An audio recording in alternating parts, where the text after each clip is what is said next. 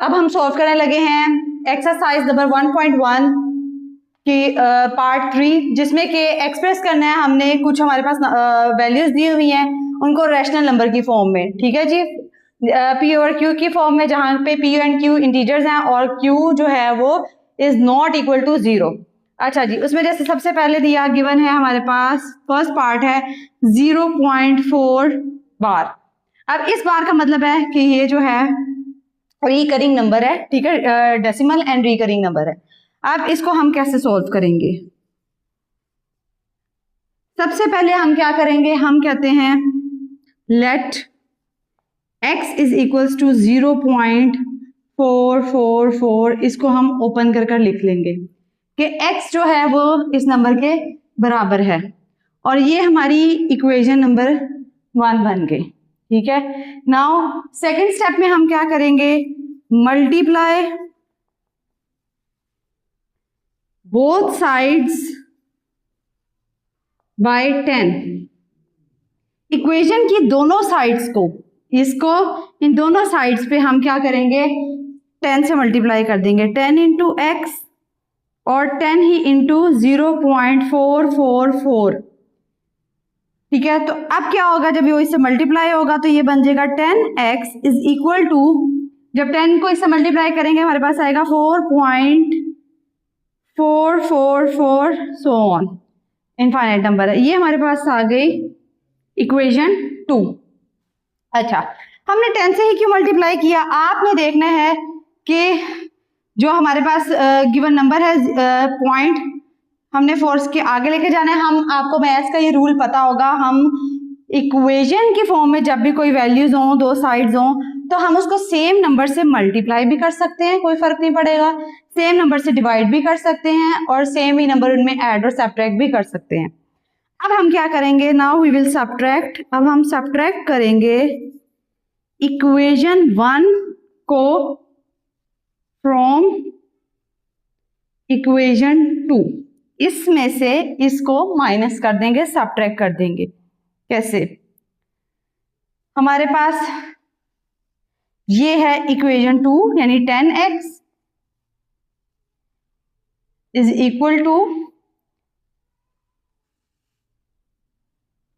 4.44 so on. ठीक है जी, इसमें से माइनस करना इक्वेशन 1 को, तो राइट हैंड साइड को राइट हैंड साइड में से सब्ट्रैक्ट करेंगे और लेफ्ट हैंड साइड को लेफ्ट हैंड साइड में से। तो यहाँ पे लेफ्ट हैंड साइड पे क्या x, तो इसमें से माइनस हो गया x।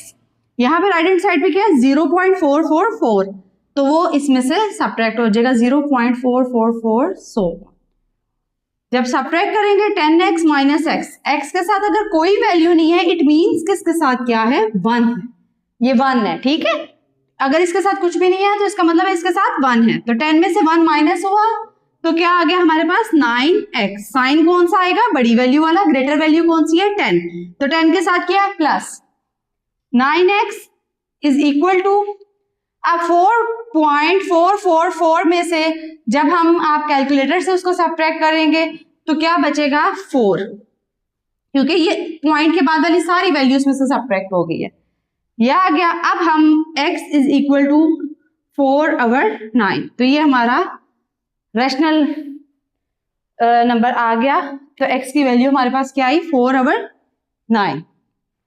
अब इसी तरह हम देखते हैं इसके एक और पार्ट को।